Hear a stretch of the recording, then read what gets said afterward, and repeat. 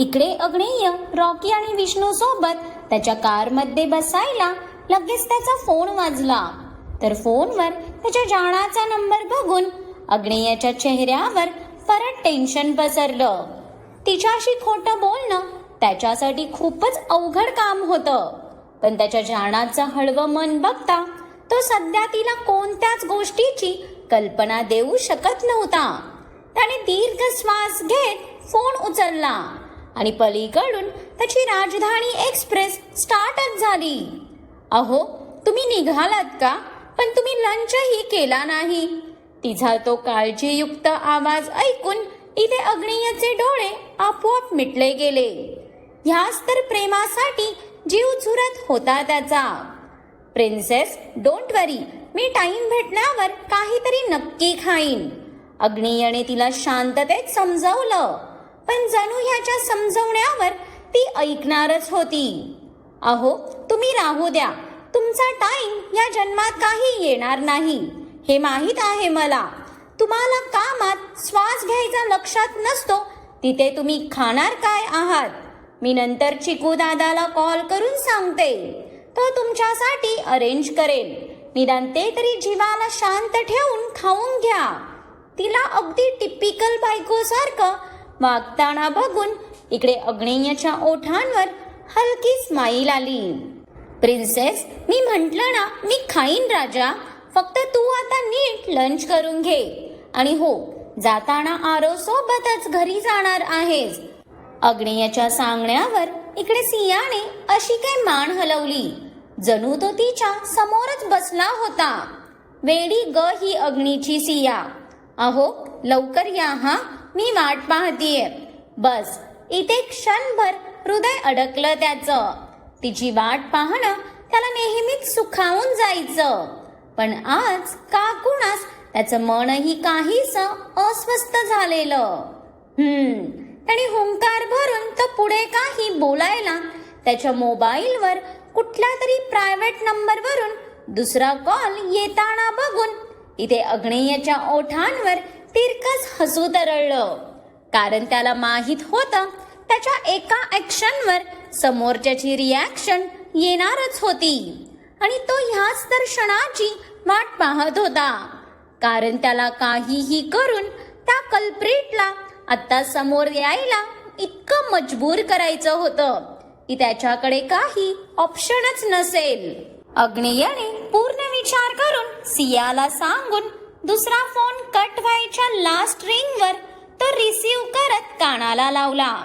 पण तो काहीच बोलला नाही. पलीकडेही अगदी भयान शांतता पसरली होती. पण तरी समोरच्याच्या वाढलेल्या श्वासांच्या आवाजावरून इकडे अग्नेयाला समोरच्या व्यक्तीच्या टेम्परेचरचा अनुमान लागत होता. आणि त्यामुळेच त्याच्या ओठांवरचं तिरकस हसू अगदी गडद झालेलं. पण तरीही भयान शांतता जितकी अग्नेयाला सुखावत होती त्याहीपेक्षा जास्त तो पलीकडचा कदाचित इरिटेट झालेला. कारण ह्या क्षणी त्याच्या रागाला आवरणं त्याला शक्यच होत नव्हतं. अग्नेय अग्निहोत्री. समोरून अगदीच रागीट आवाज कानावर पडताच इथे तो आवाज अग्नेयच्या मेंदूत लगेच प्रोसेस व्हायला टाइम लागला. कुठेतरी ऐकला होता त्याने हा आवाज, पण कुठे हेच त्याला आता आठवत नव्हतं. तरी आता लवकरच तो शोधून काढणारच होता. फायनली माझ्या या अननोन एनिमीला माझ्याशी बोलायची हिम्मत झाली. तर आयदर मला वाटलेलं आजही मागूनच वार होणार की काय. अग्नेयने त्याच्या त्या गंभीर आवाजात ती डिवचणारी बेफिक्री आणत तो बिनधास्त मागे सीटवर पसरला. जणू त्याला समोरच्या माणसाच्या प्रेझेन्सने फरकच पडत नसावा. हिम्मत, माझी हिम्मत तर ललकारून खूप मोठी चूक केलीये ना तू. तुला काय वाटलं तुझी खेळी मला समजणार नाही का? समोरचा व्यक्ती अगदी संतापून दात घासत रागात बोलत होता. त्याला इतका जास्त राग आलेला की आता जर अग्नेय त्याच्या समोर असता तर विषयच भयंकर झाला असता. पण डोंट वरी मूर्ख माणसा, आता विषय भयंकरच होणार होता, पण त्याचा नाही तर तुझा, कारण तू स्वतः चुकीच्या वलयात घुसला आहेस, जिथून आता तुझी सुटका नाही. फर्स्ट थिंग की माझी खेळी समजण्या इतपत तुझा मेंदू अजून विकसित झाला नाही आहे, म्हणून असे चाइल्डलिश गेम खेळतोय ना तू.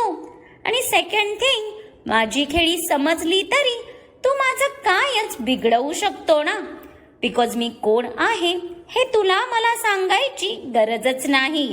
आय एम दी अग्नेय अग्निहोत्री माय फ्रेंड.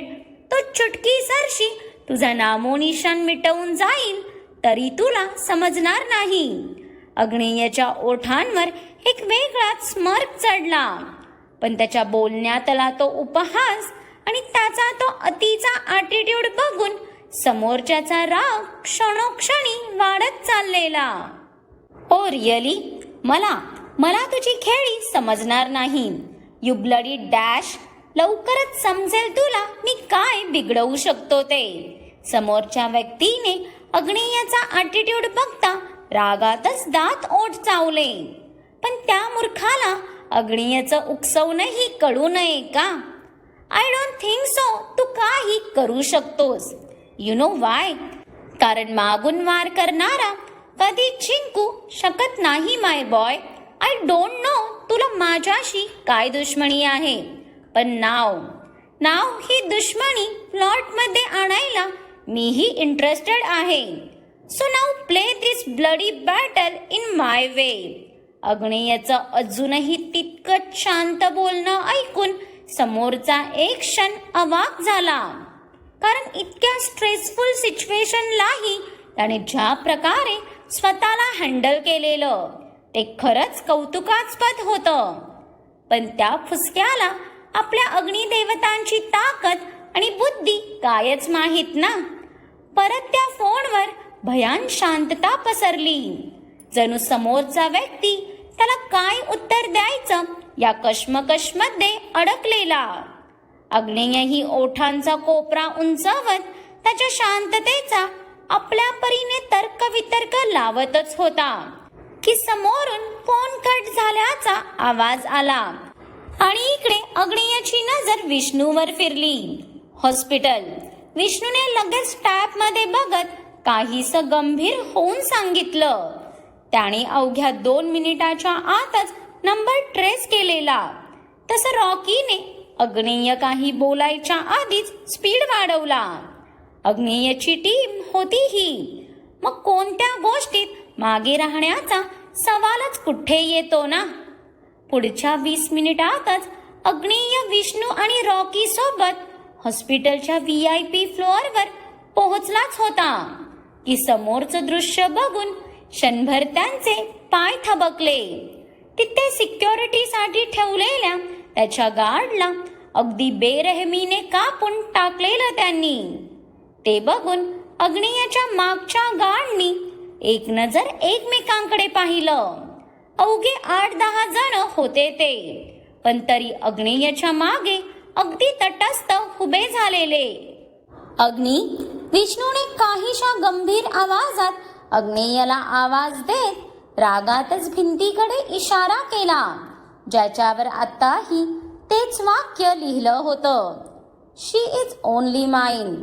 परत तेच वाक्य पाहून इथे अग्नेयाच्या हाताची मूठ घट्ट आवळली गेली. त्याच्या दुश्मनीत समोरचा व्यक्ती त्याच्या जाणाला का ओढतोय हेच तर त्याला समजत नव्हतं. पण आता त्याने त्याच्या जाणाला ओढलंच होतं तर शांत राहण्याचा सवालच येत नव्हता. अग्नेय, जस्ट रिलॅक्स बडी. तो हे सर्व तुला प्रवोक करायला करतोय. सध्या आपलं फोकस फक्त आंटींना सेफ ठेवणं आहे, कारण जर त्यांना काही झालं तर सिया. विष्णू अग्नेयला समजवत बोलतच होता की ओ थँक गॉड, मीन्स अग्नेयच्या टीममध्ये कोणीतरी समजदार व्यक्ती आहे म्हणायची. कॉर्नरच्या कोपऱ्यात लावलेल्या स्पीकरवरून आलेल्या त्या आवाजाने सगळ्यांचं लक्ष तिकडे गेलं, पण अग्नेय मात्र त्या स्पीकरलाही इतक्या काय रागात बघत होता, जणू त्याला ह्या क्षणी धारातीर्थी करेल. अग्नेय, तुझ्या फ्रेंडचं ऐक यार, तो तुला बरोबर सांगतोय. जर तुझ्या आंटींना आणि माझ्या होणाऱ्या सासूला काही झालं तर माझी सिया, माझी बटरफ्लाय तर तुटून जाईल आणि मी तिला हर्ट झालेलंच तर नाही बघू शकत यार. ते काय आहे ना, ती हर्ट झाली तर मला तिच्यावर अजूनच जास्त वालं प्रेम. त्या स्पीकर मधून जसं सियाचं नाव बाहेर पडलं तसं पुढच्या क्षणी तो बोंबलणारा स्पीकर पूर्णतः शहीद झालेला. कारण कधी अग्नेयची बुलेट त्याला छेदून गेली हे तिथे कोणालाच समजलं नाही. त्याची ऍक्शन इतकी काही जलद होती की त्याने त्याच्या कमरेतून गन काढून फायर केलेलीही त्याच्या बाजूला उभ्या विष्णूला समजलं नाही. पण तो मात्र अजूनही त्याच पोझिशन मध्ये हातात गन घेऊन खाली पडलेल्या त्या स्पीकरकडे रागाने बघत होता. त्याच्या शरीराचं तापमान सध्या किती टॉपला पोहोचलं असणार ह्याची तर कोणी कल्पना न केलेलीच बरी. ओ वाव, मुझे लगा ही था मॅन की तुझी अशीच काहीशी वाईल्ड रिॲक्शन असणार. That why look how smart I am. मी इथे सगळीकडेच स्पीकर फिट केले म्हणजे आपल्याला बोलायला काही अडचण नको ना. पलीकडून आलेल्या त्या आवाजाने यावेळी मात्र अग्नेयने रिॲक्ट न करता फक्त त्याची बारीक नजर सर्वत्र फिरवली. जणू तो त्याच्या करड्या शार्प नजरेने पूर्ण फ्लोअरचा मुआयना करत होता. तर पूर्ण फ्लोअरच काय, तर अग्नेय येईपर्यंत ते पूर्णच्या पूर्ण हॉस्पिटल त्याने खाली केलेलं. ती पूर्णच्या पूर्ण बिल्डिंग अख्खी रिकामी होती. अग्नेयने आता त्याला इग्नोर करून एक पाऊल पुढे टाकलंच होतं की त्या फ्लोअरच्या दोन्ही बाजूंच्या रूम मधून पटापट कितीतरी गार्ड्स गन घेऊन बाहेर पडले आणि त्यांच्या गन जशा अग्नेयवर ताणल्या गेल्या तशा पुढच्या सेकंदाला अग्नीसोबत आलेल्या त्या 10 गार्डने त्याला कव्हर करून समोरच्यावर गन ताणली. जगासाठी फक्त 10 गार्ड होते ते, पण ते 10 जणही समोरच्यावर किती भारी पडू शकत होते ह्याची त्या कोणाला कल्पनाच कुठे होती. पण ती कल्पना लवकरच समोरच्याला खूप भयानकरित्या येणार होती हे मात्र नक्की. अग्नेयला कव्हर करताच सगळ्यात पुढे विष्णू आणि रॉकीनेही पोझिशन घेतल्या. Don't you dare to even think like that. तुझ्या गार्डची एक गोळी जरी समोरून चालली देन ट्रस्ट मी मॅन, इथून माझ्या गन मधून सुटलेली ती एक बुलेट तू ज्या बिळात लपलाय तिथे पोहोचायला टाइम नाही लागणार. विष्णूचा तो रागीट आवाज त्या हॉलमध्ये असा काय घुमला की क्षणातच त्या फ्लोअरवरचं वातावरण अगदीच गंभीर झालं. पूर्ण फ्लोअरवर अगदी टाचणी पडेल इतपत सन्नाटा पसरला. यार विष्णू, यू नो व्हॉट, माझी ना या अग्निहोत्रीशी काहीच दुश्मनी नव्हती. बट साला याचं नशीब बघ ना, याचं नशीबच डॅम लकी आहे मॅन. आणि तेच तर मला नको आहे. मीन्स बघ ना, ह्याच्याकडे तर सगळंच बेस्ट आहे. तुझ्यासारखा फ्रेंड आहे, ह्याचा छोटा भाऊ आणि फॅमिली ही जाम क्यूट आहे. इथपर्यंत तर सगळं ठीक होतं. मला ह्याच्याशी काहीच प्रॉब्लेम नव्हता. बट माझी सिया ती कशी ह्याच्यावर प्रेम करू शकते? ती तर माझी आहे ना, अगदी लहानपणापासून. मग ती ह्याच्या प्रेमात पडूच कशी शकते? मी तर तिला ती परमिशन दिलीच नव्हती. स्टील तिने इथेच तर चूक केली. तिने प्रेम केलं. आता तिला तर मी हर्ट करू शकत नाही, म्हणून तुझ्या मित्रालाच हर्ट करावं लागेल, जेणेकरून ती स्वतःहून माझ्या हातात येईल. यू नो व्हॉट अग्नी, किती दिवस तिला वेड्यासारखं शोधत होतो मी. माझ्या लाईफ मधून माझं बटरफ्लाय एकाएकी गायब झालेलं. मग विचार कर, तेव्हा माझी अवस्था काय झाली असेल. मी तर पूर्ण वेडा झालो यार. तिचं घर, कॉलेज, कॅफे सगळं पिंजून काढलं मी. पण कोणालाच तिच्याबद्दल काहीच माहिती नव्हती. इतकंच काय तर तिचा नंबरही तू बदलला होतास. मग कसं मी माझ्या पाखराला शोधणार होतो ना. समोरून येणारा आवाज भलेही आता शांत होता, पण त्याच्या आवाजातून सियाप्रतीचं त्याचं वेड स्पष्ट दिसत होतं. त्याचं ऐकून इथे अग्नेय खिशात हात टाकत आरामात पुढे आला. जणू त्याला मरण्याची भीतीच नव्हती.